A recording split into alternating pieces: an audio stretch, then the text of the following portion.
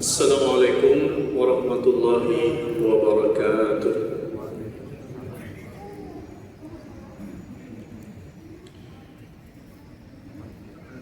Alhamdulillahilladzi bi ni'matihi tatimmus shalihat. Asyhadu an la ilaha illallah wahdahu la syarika lah.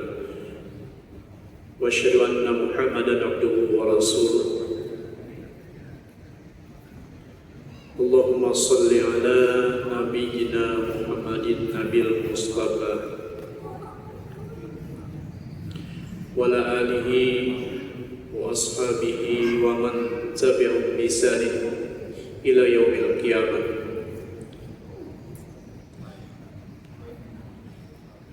Ya ayyuhalladzina amanu taqullaha haqqa tuqatih wa la tamutunna illa wa antum muslimun. Amma ba'd, fa inna asdaqal hadits kitabullah wa khairul hadi Muhammadin sallallahu alaihi wasallam wa syarrul umuri muhdatsatuha wa kullu muhdatsatin bid'ah wa kullu bid'atin dhalalah wa kullu dhalatin finnar.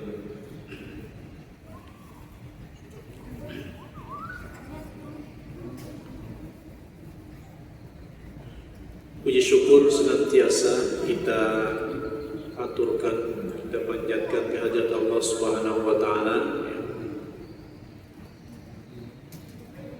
Kembali kita diberikan oleh Allah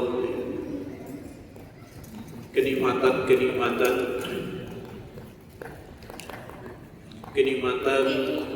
diberikannya kita kemudahan sehingga kita kembali bisa menghadiri majelis rutin kita. Semoga kita senantiasa istiqamah. Salawat dan salam semoga Allah limpahkan kepada teladan kita Rasulullah SAW, keluarga beliau dan sahabat-sahabat beliau, dan juga para pengikut setia beliau.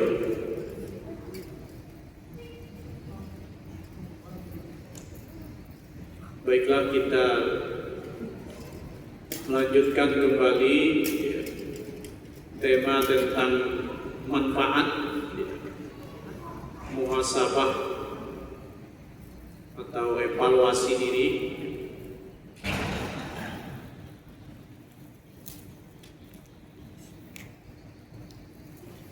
yaitu manfaat daripada muhasabah. Orang yang bermuhasabah akan mendapatkan beberapa manfaat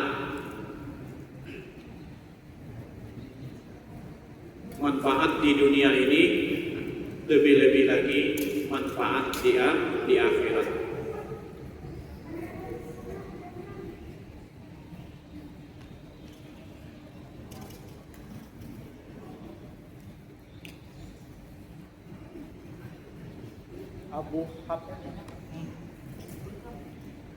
Abu Habs berkata, barang siapa tidak berprasangka buruk kepada nafsunya sepanjang waktu, tidak menyelisihinya dalam setiap keadaan, serta tidak menyeretnya pada apa yang dibencinya sepanjang waktunya, maka orang itu terperdaya. Dan barang siapa melihat kepada nafsunya dan menganggap baik sesuatu darinya, maka sesuatu itu telah menghancurkannya. Jadi sifat nafsu ini sifat yang mengajak kepada keburukan. Akan tetapi keburukan itu disukai oleh hawa nafsu. Nah, disinilah tipu daya nafsu itu. Jadi dia senang, nyaman dalam hal keburukan.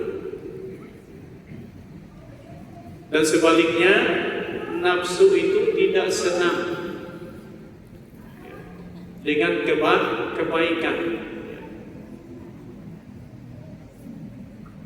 Makanya banyak orang yang berpaling,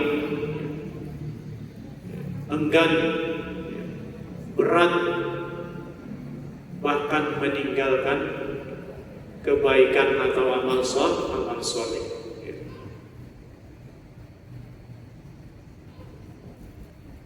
Salah satu contoh nyata saja, nafsu itu tidak senang kita ikut majelis.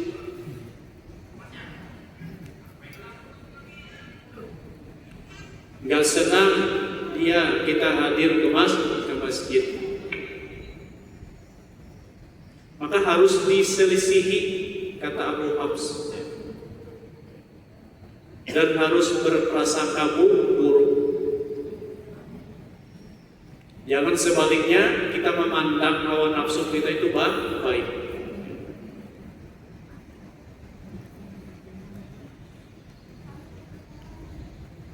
Dalam hal ini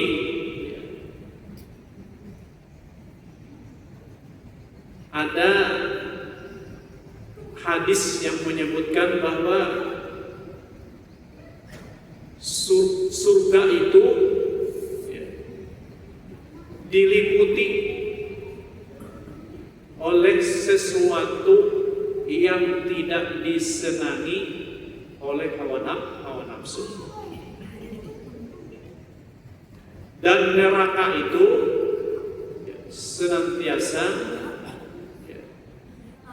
disukai oleh hawa nafsu kita.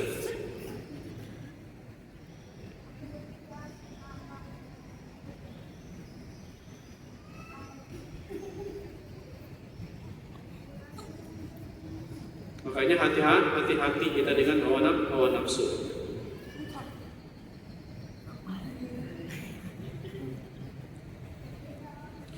Nafsu senantiasa mengajak pada kehancuran, membantu para musuh, menginginkan setiap keburukan, mengikuti setiap yang jahat. Dari dalam hal apapun ada dia. Bukan hanya satu masalah, satu perkara. Nafsu itu ada.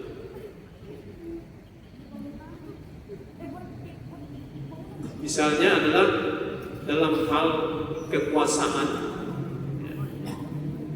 Dalam kekuasaan.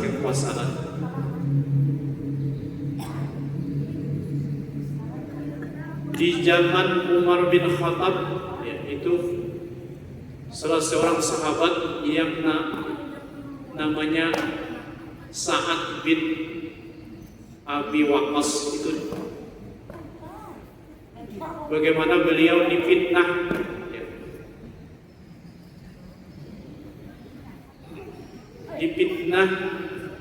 diburuk-burukan oleh seseorang di hadapan Khalifah Umar bin Khattab.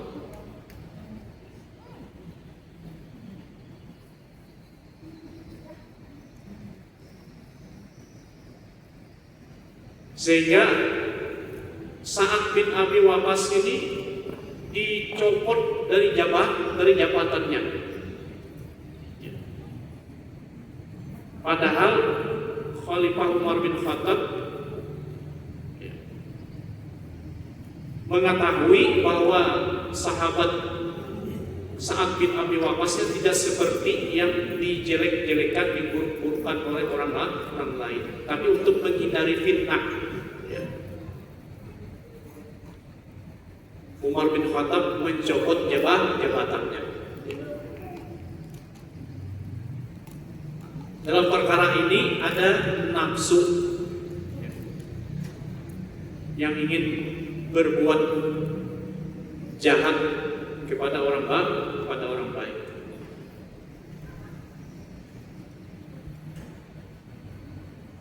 Sehingga Sa'ad bin Abi Waqqas ini salah satu sahabat Nabi yang paling mustajab doanya di antara para sahabat yang lain.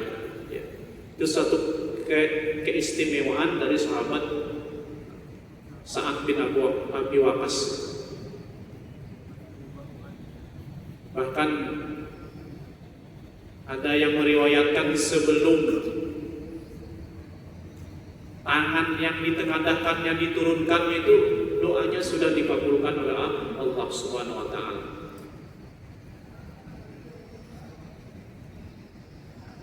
Sehingga beliau mendoakan, seandainya beliau memang terbukti seperti yang dituduhkan,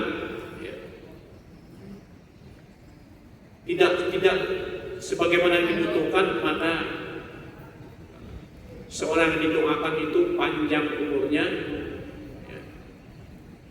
akan tetapi dia celaka. Akhirnya doanya dikabulkan oleh Allah Subhanahu wa taala. Itu doa Sa'ad bin Abi Waqqas. Ini salah satu contoh saja di dalam perkara apapun, hawa nafsu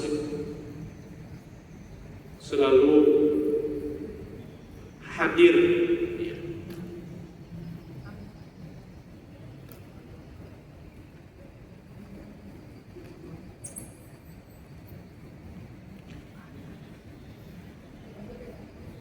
Nah, dalam hal ini yang perlu menjadi bahan muhasabah,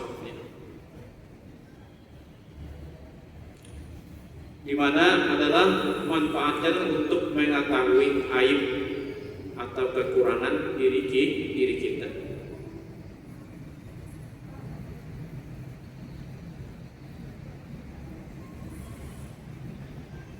Secara tabiat ia senantiasa menyelisihi kebaikan, walaupun tadi dipandang baik oleh mata zahir kita ini baik, akan tetapi sebaliknya menyelisihi kebaikan. Maka nikmat yang tak terbayangkan besarnya adalah keluar dari belenggu nafsu itu.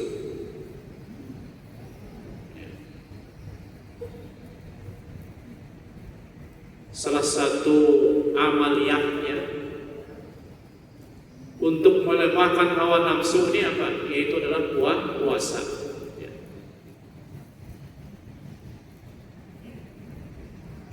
Jadi kiat untuk melemahkan hawa nafsu itu adalah dengan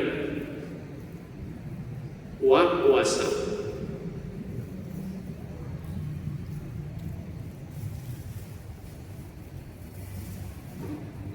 Makanya orang yang menempuh jalan takarub kepada Allah, itu kalau memilih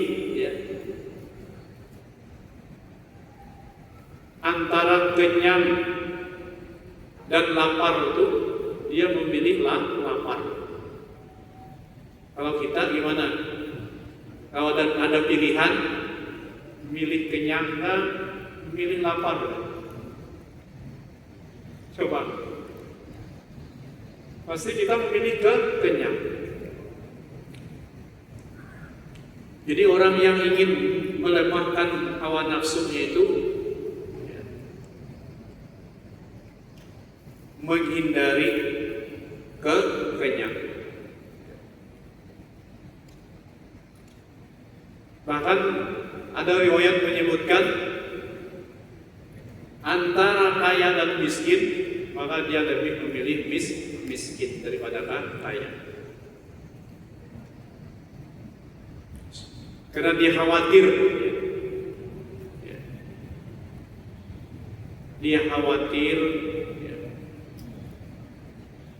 bisa lupa, terlena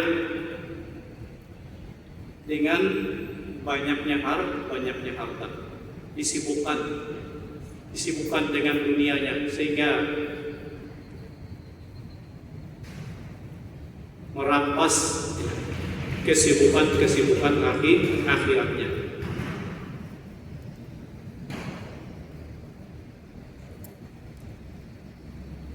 Jadi sebenarnya orang yang keluar tadi ya dari belenggu nafsu tadi, itu adalah sebenarnya mendapatkan nikmat yang tak terbayangkan.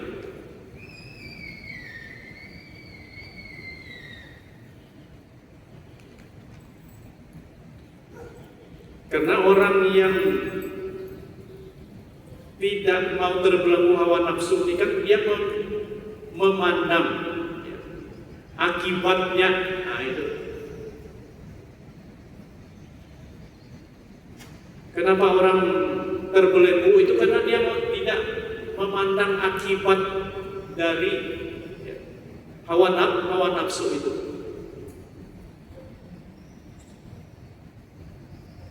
Karenanya orang beriman itu dia lebih memilih kebahagiaan yang kekal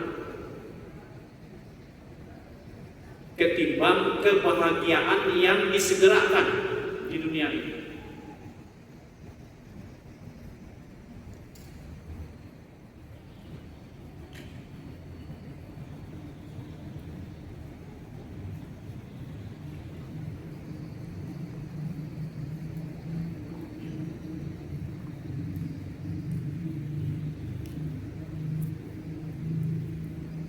Kita misalnya diberikan pilihan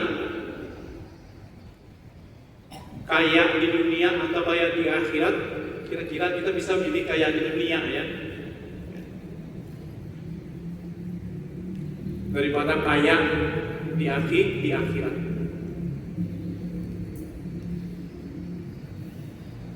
Tapi jangan dua-duanya, misalnya ada pilihannya, dua-duanya ingin kaya dunia dan akhirat. Misalnya diberikan pilihan,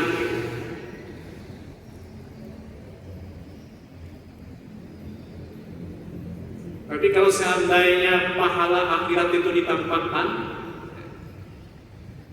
orang nggak ada yang mau kerja, pasar tutup, nggak ada yang mengelola sawah.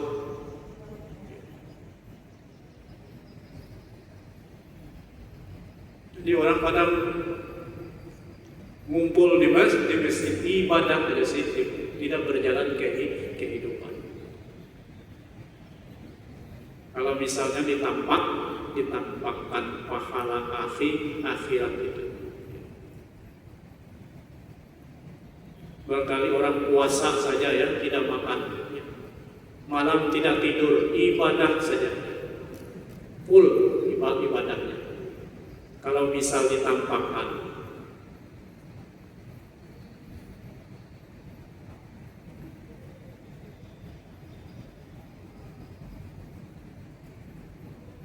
keluar dari belenggu nafsu itu serta melepaskan diri dari perbudakannya. Ya. Bahkan di dalam Al-Quran itu malah disebutkan bahwa ada orang yang menjadikan nafsunya itu sebagai Tuhannya. Bayangkan, menuhankan hawa nafsu. Bukan hanya terbelenggu, tapi bahasanya adalah menuhankan hawa nafsu. Ini adalah maksudnya adalah orang yang mengikuti, memperturutkan hawa nafsu yang mengajak tadi.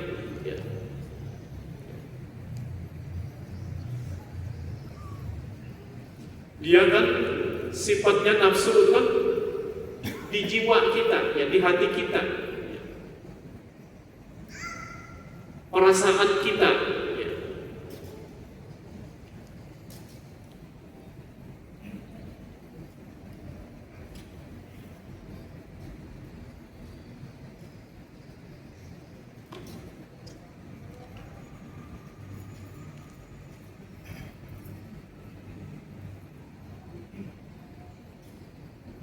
Sebab nafsu adalah pembatas antara hamba dengan Allah.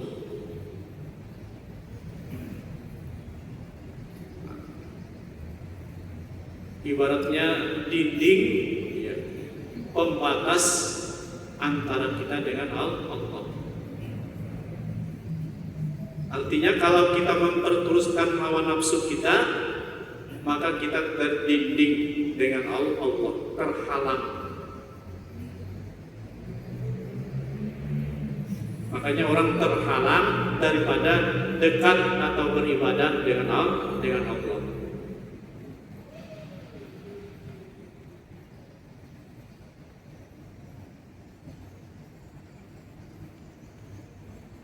Jadi lupa kepada Allah.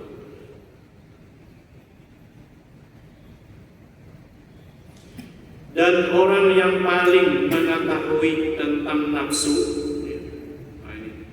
adalah siapa orangnya? Adalah orang yang paling menjauh dan paling benci kepadanya. Nah, itu saja orang yang mengetahui. Kalau orang yang memperturutkan hawa nafsu tadi, mengikuti tadi, itu dia tidak tahu tentang nafsu. Bahkan dia memandang bahwa itu sebuah kebaikan.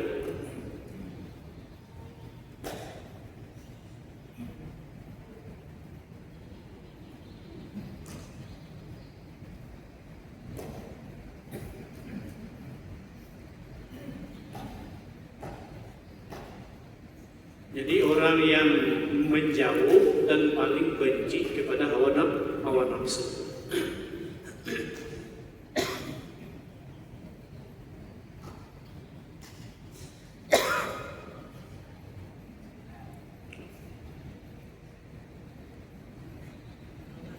Jadi misalnya kalau kita tidak ingin, ya, tidak ingin berbuat baik atau beramal saleh atau beribadah, ada keinginan, ya, cenderung, ya, berarti itu kita digiring, ya, diseret oleh hawa nafsu tadi. Lalu kita benci, ya, benci kepada hawa nafsu yang berkeinginan.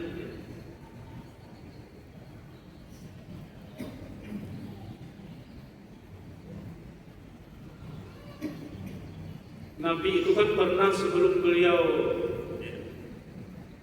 menjadi rasul itu, ada pesta perkawinan, Nabi itu ingin hadir.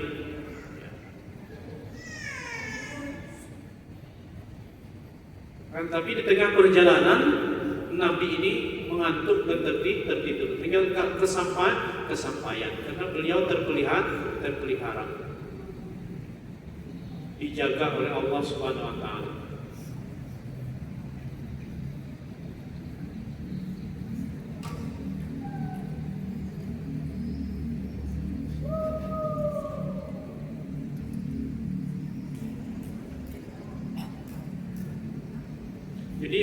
Jadi kita perlu sadar di sini, ya.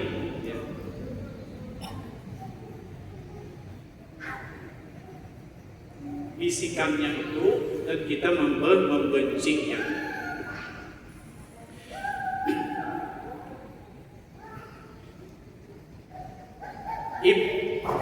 Abi Hatim berkata, ya, dalam tafsirnya dari Ali bin Husain, dari Al-Maqdisi, dari Amir bin Shalih, dari bapaknya, dari Umar, bahwasanya Umar bin Khattab berkata,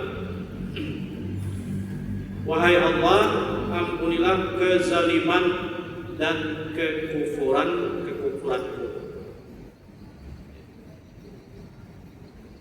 Ini bentuk daripada muhasabahnya Umar, ya.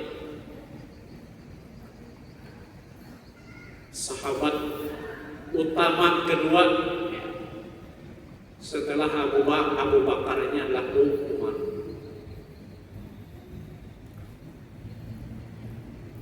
Padahal beliau adalah sahabat yang iblis saja menghindari beliau. Ini menandakan bahwa tidak ada sahabat itu merasa dirinya baik, merasa dirinya suci, merasa dirinya soleh, merasa dirinya baik. Ini bentuk muhasabahnya.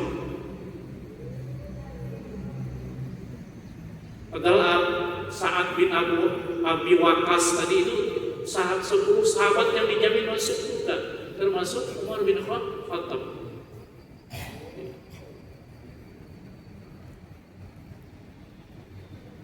Dan beliaulah yang populer masalah muhasabahnya dengan ungkapan hasibu anfusakum qabla an tuhasabu. Hasibu, hisablah anfusakum, diri kalian, qabla, sebelum, an tuhasabu, akan dihisab di hari kiamat kelak. Jadi figur teladan dalam hal muhasabah, ya, ini adalah sahabat Umar bin Khattab radhiyallahu anhu. Wahai Allah, ampunilah kezaliman dan kekufuranku. Kemudian seorang berkata, wahai Amirul Mukminin, jika kezaliman kami mengerti, namun bagaimana dengan kekufuran? Ibaratnya kan sahabat ini kaget, ya, dengan ungkapan kekufuran. Apa iya, ya, Amir Mukminin ini melakukan kekufuran? Ya. Ini kan mengundang daripada tanya sahabat yang lain. Beliau menjawab, sesungguhnya manusia itu sangat zalim. Ya. Itu karakter, ya, tabiat manusia itu zalim. Zalim itu adalah melampaui batas, ya, keharaman.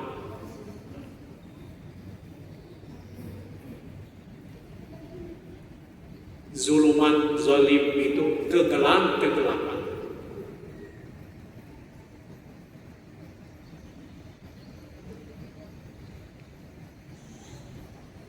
Dan sangat mengingkari nikmat Allah.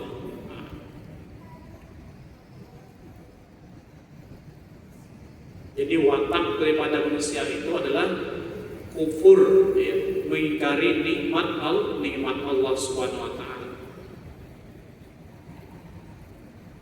Nikmat yang begitu banyak, yang tiada terhitung, ya, yang tidak pernah putus, ya, nikmat zahir maupun batin. Bahkan manusia ini sangat ketergantungan dengan nikmat Allah.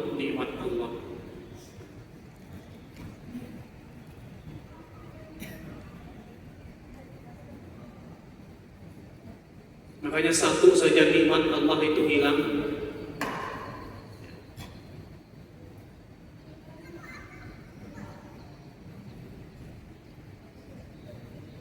minyak saja langka, baru terasa. Gas langka, apalagi kalau nggak ada sama sekali. Itu satu saja nikmat Allah.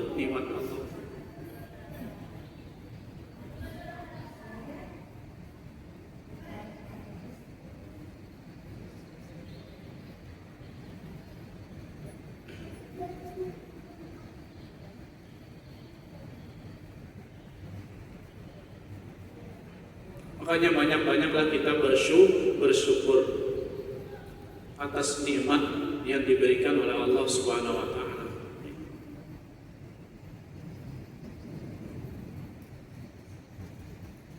Bahkan ada yang suatu riwayat yang menganjurkan kita membaca Alhamdulillah itu paling tidak 100 kali di luar wirid daripada sholat sebelum matahari terbenam dan matahari terbit.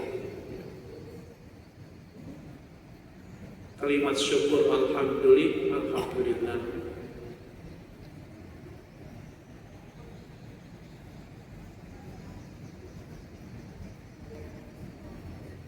Di kalimat Alhamdulillah ini bisa ditempatkan dimanapun. Dia cocok ditempatkan dimanapun karena sebagai bentuk pujian kepada Allah Subhanahu wa taala. Ketika menerima musibah pun kita tidak salah mengucapkan Alhamdulillah. Terus memuji Allah. Bukan hanya mendapatkan nikmat.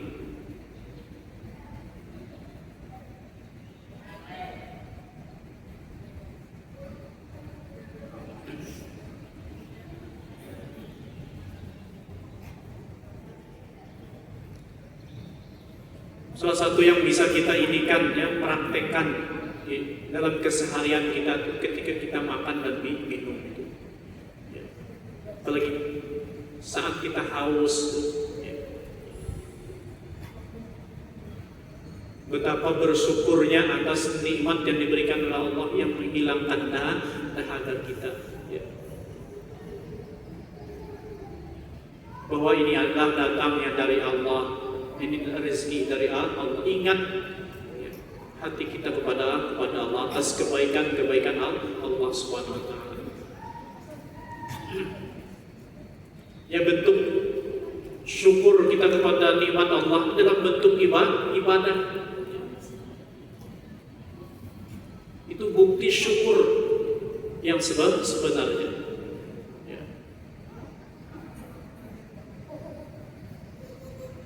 Makanya ada ulama yang mengungkapkan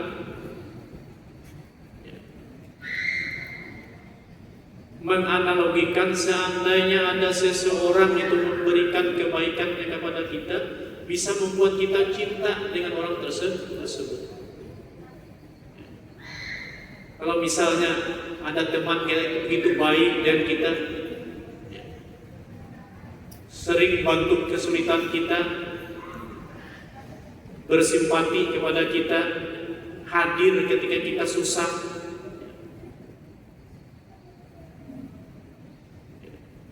memberikan bantuan kepada kita, itu bisa membuat kita cinta dengan orang tersebut. Nah, tidak ada seorang pun yang kebaikannya itu melebihi Allah. Tidak ada. Makanya kata ulama, kalau engkau tahu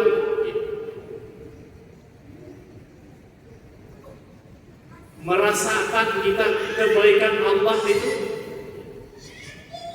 niscaya hatimu akan meleleh karena cinta kepada Allah Subhanahu wa taala.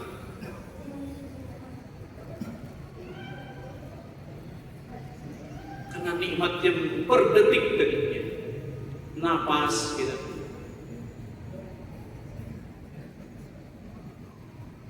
Makanya itu akan tahu kita nikmat Allah ketika kita sakit. Betapa besarnya nikmat Allah sehat itu. Nanti itu kita pasti akan menemuinya. Karena akhir daripada perjalanan hidup kita ini pasti sakit.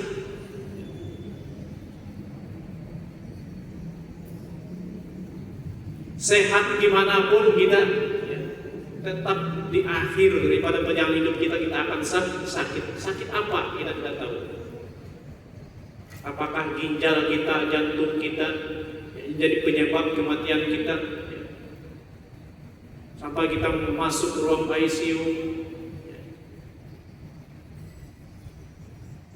Kalau masuk ruang ICU, kira-kira keluarga itu, kalau seandainya berapapun dibayar asal dia sehat, yang penting ini selamat, sehat, tidak menemui kematian, kita bayar, pasti kita bayar.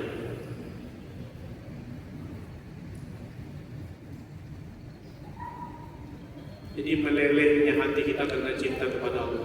Makanya tauhid itu gabungan antara intisari, puncak kepatuhan dan kecintaan.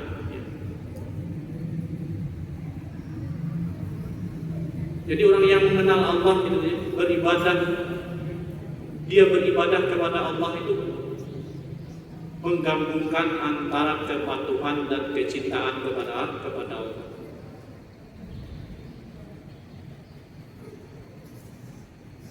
Kepatuhan ya, tanpa cinta itu keterpaksaan. Makanya kita ibadah kan berat. Karena inti tauhid itu, mentauhidkan Allah itu menggabungkan antara kepatuhan, ketundukan dengan kecintaan kepada Allah. Makanya dalam Al-Quran itu asyaddu hubbalillah, orang-orang mukmin itu sangat cinta kepada Allah.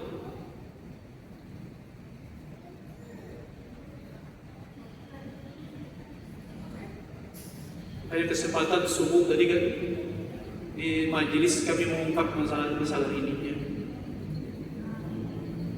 Kenapa orang meninggalkan ibadah? Karena memang tidak cinta. Karena dia tidak menyadari tadi ini kebaikan Allah. Dia tidak mengenal Allah, tidak mengenal kebaikan Allah kepada dirinya, sehingga dia tidak cinta kalau dia tidak akan kenal. Dan kata ulama, cinta tanpa ketundukan itu angan-angan kosong, kepalsuan.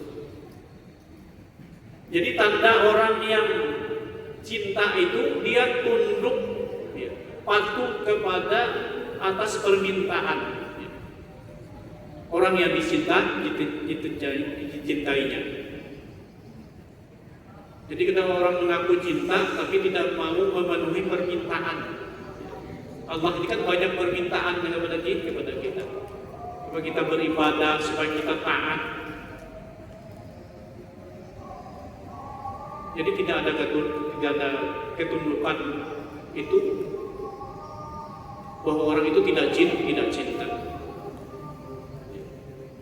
Ya barangkali ini saja yang bisa sama-sama kita kaji bersama ya,